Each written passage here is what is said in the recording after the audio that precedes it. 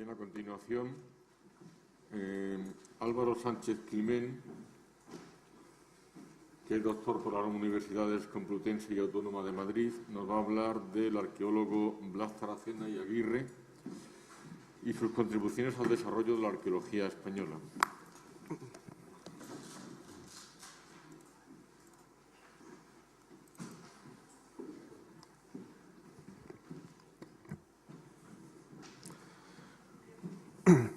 Bueno, pues antes de entrar en materia, la fascinante obra de este gran arqueólogo, me gustaría agradecer a los organizadores del Congreso la oportunidad de poder estar aquí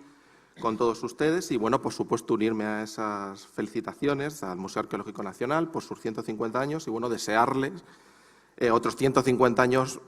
o muchos otros más, ¿no? Hablar de Blas Taracena es hablar de una de las personalidades de la arqueología española de la primera mitad del siglo XX. A este arqueólogo le debemos grandes investigaciones y un gran legado que hoy todavía recordamos. Blas Taracena nace en Soria en 1895, precisamente gran parte de sus investigaciones arqueológicas la desarrolló en la provincia que le vio nacer. Desde muy joven se interesó por la arqueología, interés que le vino principalmente de la mano de su abuelo materno, Lorenzo Aguirre, y de su tío Mariano Granados, ambos abogados, aficionados a la arqueología y amigos de Eduardo Saavedra y José Ramón Mélida, respectivamente. Y como sabrán ustedes, dos de las grandes personalidades en el mundo de la arqueología entre finales del siglo XIX y comienzos del XX. Estudió en el Instituto de Segunda Enseñanza en Soria entre 1905 y 1911 y fue licenciado en Derecho y Filosofía y Letras en la Universidad Central en 1915. Finalizó sus estudios de doctorado a principios de la década de los años 20 con el trabajo titulado La cerámica ibérica de Numancia, bajo la tutela de José Ramón Mélida, del que obtuvo premio extraordinario. Precisamente será con José Ramón Mélida con el que llevó a cabo buena parte de su carrera investigadora, colaborando con él en las excavaciones de Numancia bajo la Comisión de Excavaciones. Realizó, además, excavaciones arqueológicas por buena parte de la geografía peninsular, focalizándose principalmente en Soria, Navarra, La Rioja y Burgos. No obstante, pese a esta gran labor arqueológica, a Taracena también le debemos un gran trabajo museológico, pues fue director del Museo Numantino desde 1915 hasta 1936, director del Museo Arqueológico de Córdoba entre el 37 y el 38, inspector general de museos entre el 38 y el 39, para finalizar su labor como museólogo en el Museo Arqueológico Nacional entre el 1939 hasta su fallecimiento en 1951. Además, fue secretario del Instituto Diego Velázquez del CSIC y subdirector de la revista Castilla durante los años 1918 y 1919.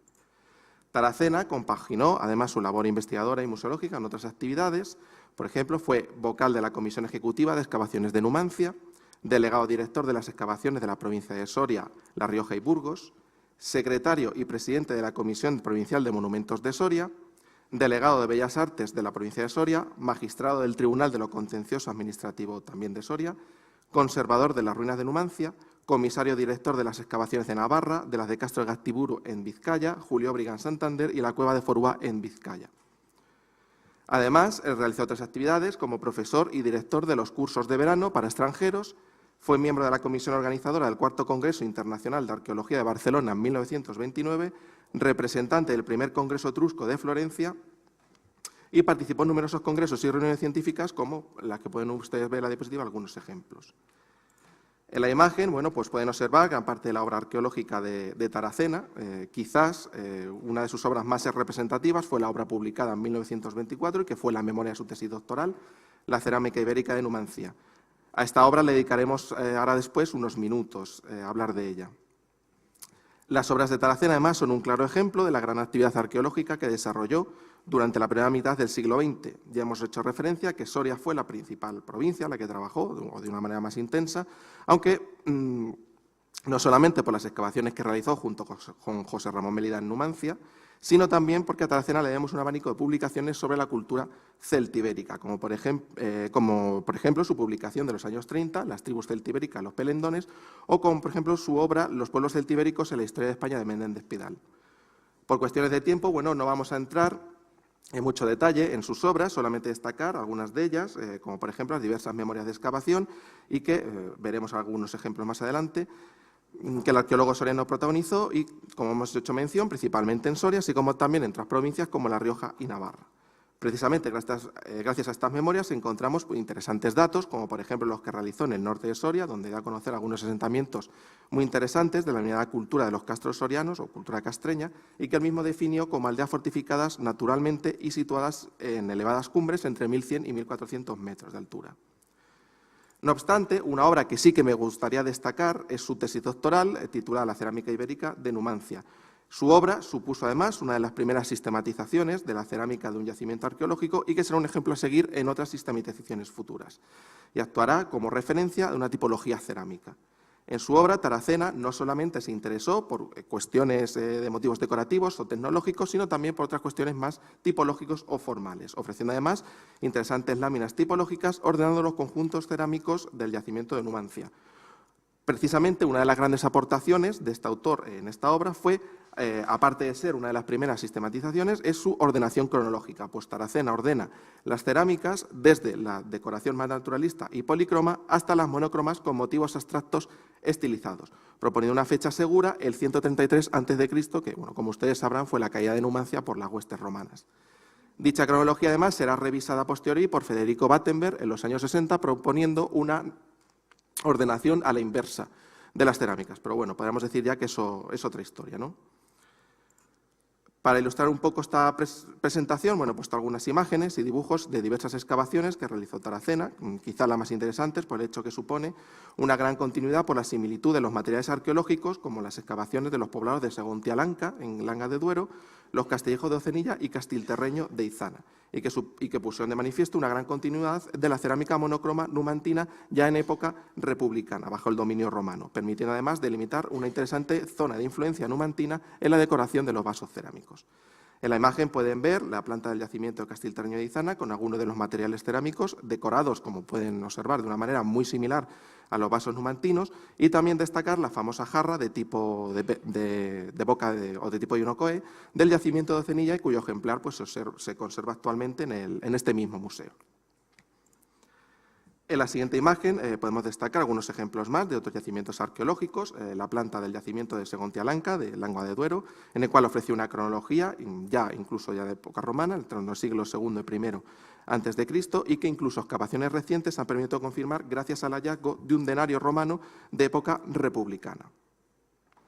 Además de la excavación de poblados, a Taracena también le damos interesantes datos en el ritual funerario celtibérico, gracias principalmente a la excavación de numerosas necrópolis de incineración, como por ejemplo la necrópolis de la Mercadera, Monteagudo de las Vicarías o Almaluez, y que aportaron datos muy interesantes sobre la celtiberia meseteña, convirtiéndose Taracena, además, al igual que Juan Cabré o el propio Marqués de Cerralbo, en conocedores de la cultura funeraria celtibérica.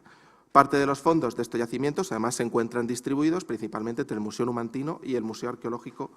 Nacional.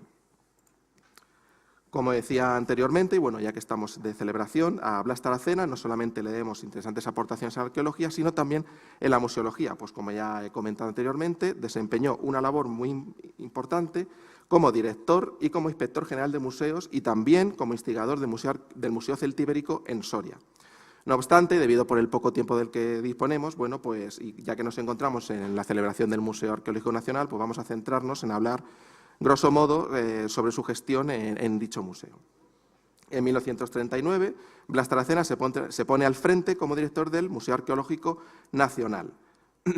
La dirección de Taracena se caracterizó además por una dura gestión como consecuencia de la guerra civil, ¿no? Realizando además una labor de reorganización del museo y la mejora de algunas dependencias a partir de 1943, como por ejemplo la apertura de arcos que comunicaban las diferentes salas de los museos y el acondicionamiento del patio romano, ofreciendo una disposición más racional y una cubierta más moderna, ya que el patio había sufrido importantes daños como consecuencia de la contienda.